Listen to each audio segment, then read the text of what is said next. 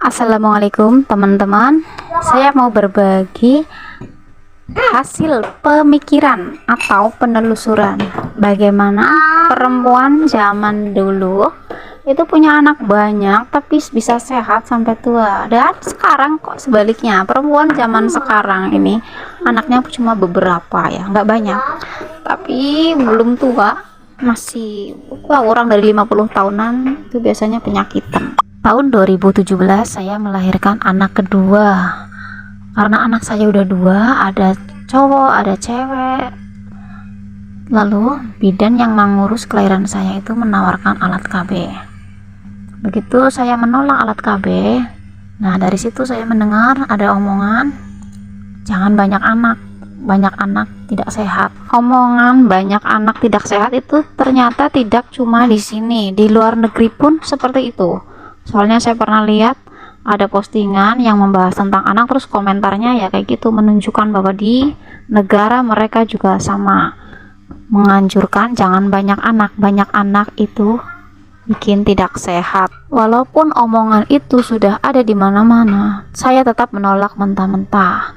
Tahu kenapa? Yuk kita bareng-bareng pergi ke masa lalu atau pada zaman dahulu, perginya lewat pikiran. Teman-teman bisa lihat kan, orang-orang zaman dahulu atau perempuan zaman dahulu itu biasanya mempunyai banyak anak, dan kebanyakan perempuan zaman dahulu itu bisa sehat sampai tua atau umur mereka itu bisa lebih panjang dari perempuan-perempuan zaman sekarang. Sekarang saya akan menjelaskan perbedaan yang mendasar antara perempuan dulu dan sekarang.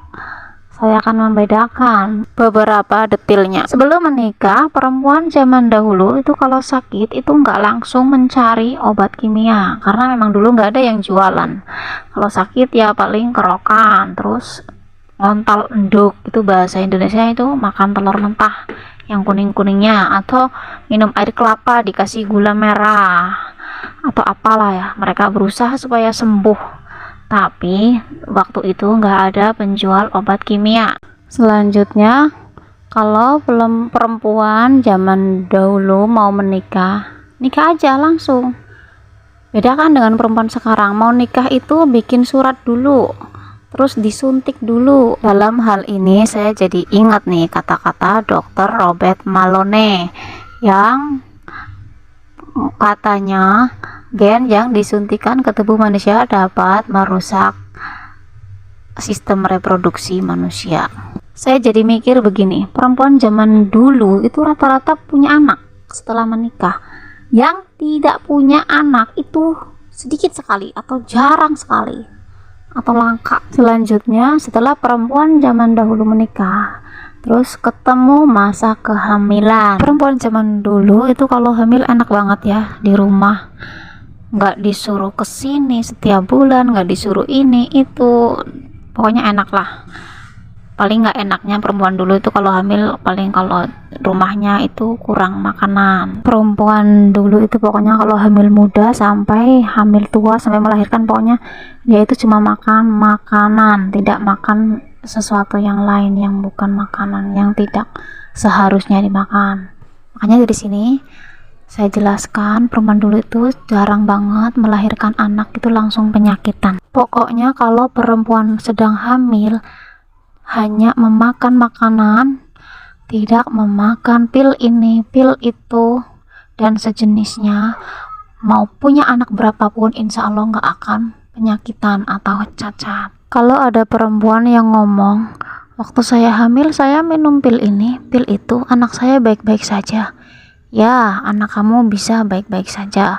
Kalau omongan kamu ditiru sama perempuan yang miskin, kurang asupan, terus minum pil ini, minum pil itu, terus lahir anaknya penyakitan atau cacat, apa kamu nggak kasihan? Masalah anak cacat dan penyakitan nanti saya akan bahas detailnya di video berikutnya. Kita lanjut sekarang, bagaimana perempuan dulu saat melahirkan.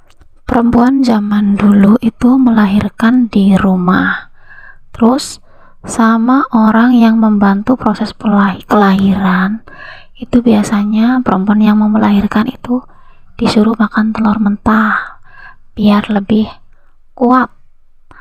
Nah, ini juga saya tiru, cuma saya nirunya beda. Jadi kalau saya mau melahirkan, saya minum susu kotak dulu, yang putih ya, bukan yang coklat. Nanti setelah melahirkan pun sama, minum susu.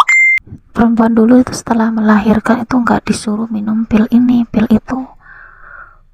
Kalau sekarang kan pasti dikasih lah 1 atau 2 jenis pil suruh diminum.